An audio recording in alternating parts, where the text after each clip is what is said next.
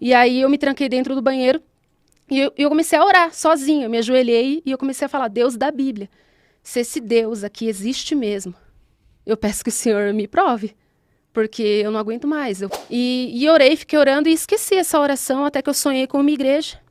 E aí sonhei com uma igreja e essa igreja existia. E aí eu conversei com essa minha amiga macumbeira, eu falei, sonhei com uma igreja.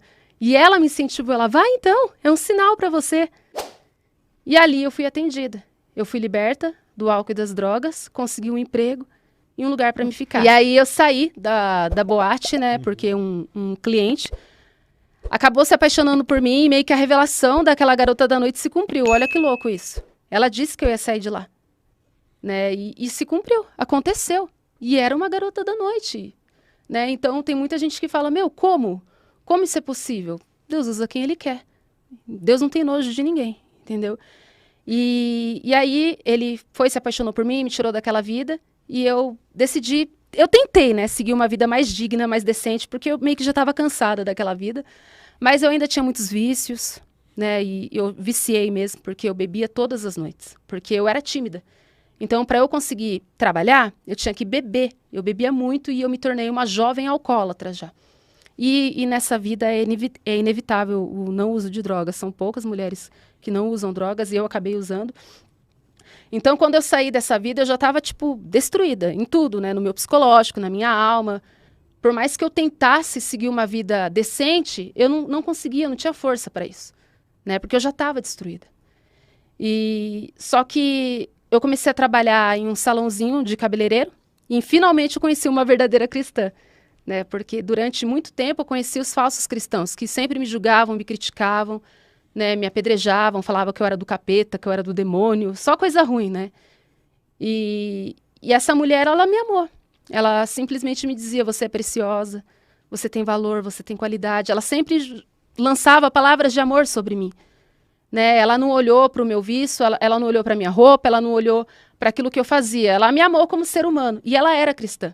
Mas ela era uma cristã diferente e rara. É triste falar isso, mas eu faz 10 anos que eu me converti. E eu digo, assim, claramente que tá difícil encontrar cristão verdadeiro hoje em dia. Que ama, de fato, as pessoas como Jesus amou, sabe?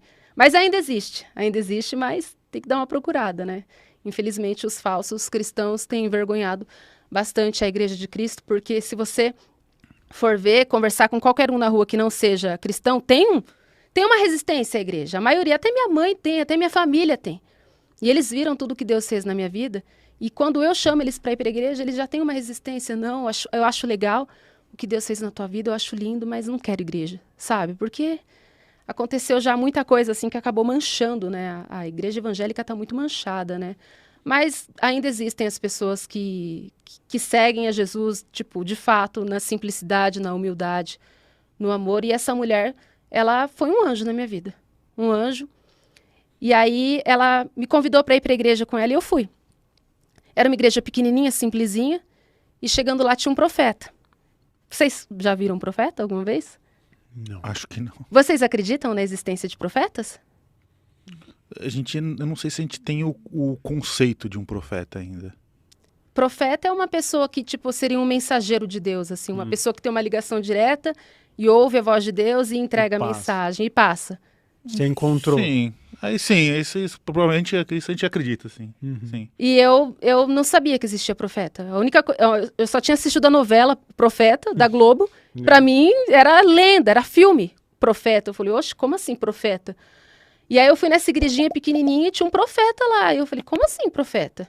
E aí ele chegou em mim e falou, moça, eu não te conheço, mas Deus manda te dizer que ele vai tirar uma pessoa que você ama muito da sua vida, mas é pro teu bem e vai te trazer algo melhor. E era meu noivo.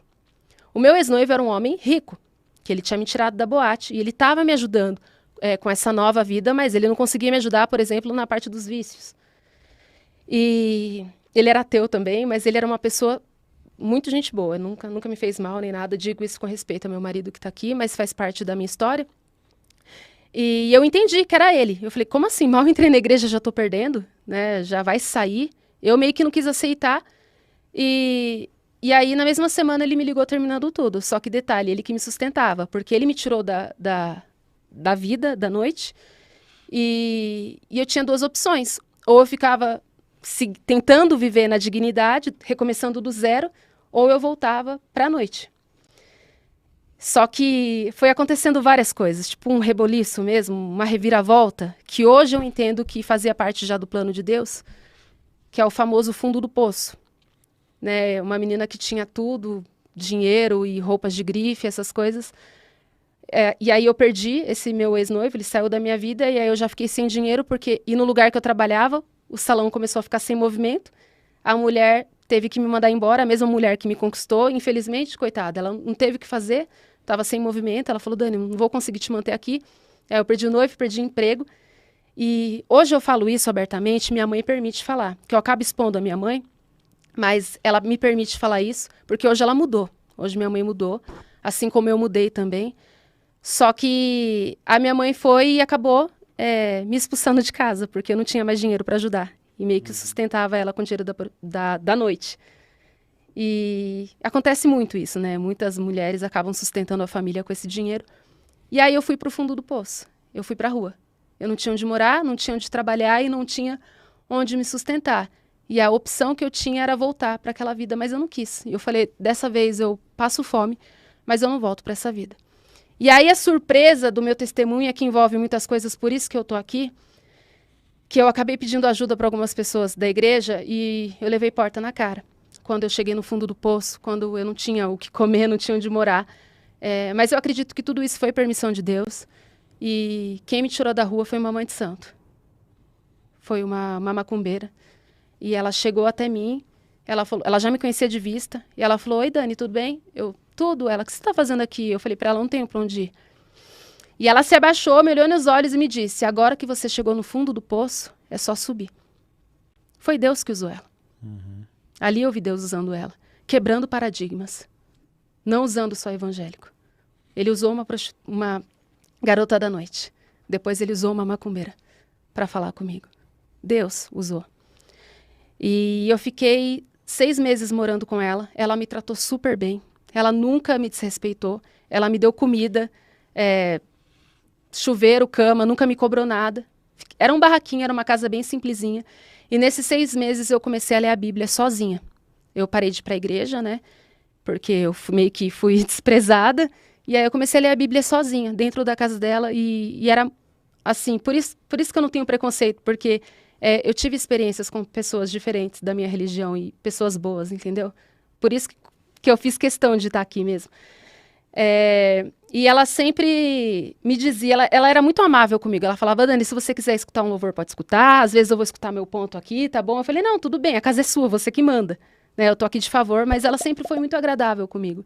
Só que estar no fundo do poço não é fácil. A depressão chegou. E eu ainda era viciada. Então, eu comecei a ter pensamento suicida. Porque imagina, você viciado com dinheiro é uma coisa.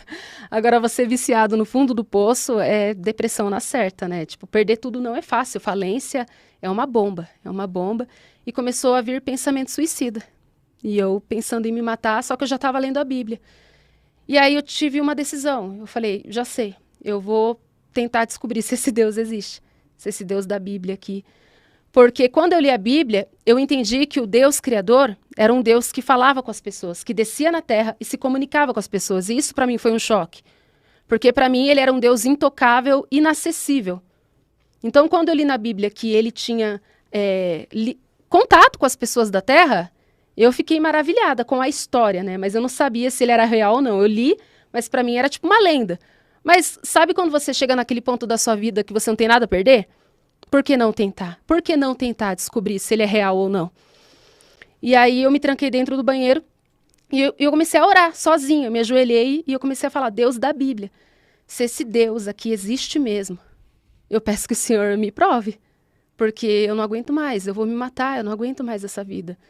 É muita pressão, olha que ponto eu cheguei, sabe? E vem todas aquelas situações desde a infância, muitas coisas, tipo assim, eu não mereço tanto sofrimento, só sofrimento. O que eu fiz para merecer tanto sofrimento desde criança? né? E aí vem os questionamentos, e eu coloquei tudo isso em oração, e eu falei, eu tô tentando. Se eu me matar, pelo menos eu tenho consciência tranquila de que eu tô tentando. Tô tentando saber se isso é real ou não. E eu fiz alguns pedidos para ele. Nessa oração, eu falei, se o Senhor existe mesmo, eu peço que o Senhor me liberte dos vícios, porque eu não consigo, eu quero parar, mas eu não consigo. Que o Senhor me dê uma casa, um lugar melhor para eu não ficar também de favor com ela, né? E um emprego. Eu pedi essas 3 coisas para ele. E que ele me transformasse, né? Porque eu queria ter uma vida decente, mas eu não conseguia. Porque o vício é a escravidão. Muitas vezes você vai precisar de uma ajuda externa. Se você conversar com um viciado, é difícil ele tentar parar sozinho, é muito difícil. É uma luta travada. E orei, fiquei orando e esqueci essa oração até que eu sonhei com uma igreja. E aí, sonhei com uma igreja e essa igreja existia. E aí, eu conversei com essa minha amiga macumbeira, eu falei, sonhei com uma igreja. E ela me incentivou, ela, vai então, é um sinal para você. Né, que bonitinho. E aí eu fui para essa igreja que existia e chegando lá a pastora estava falando sobre libertação de vícios.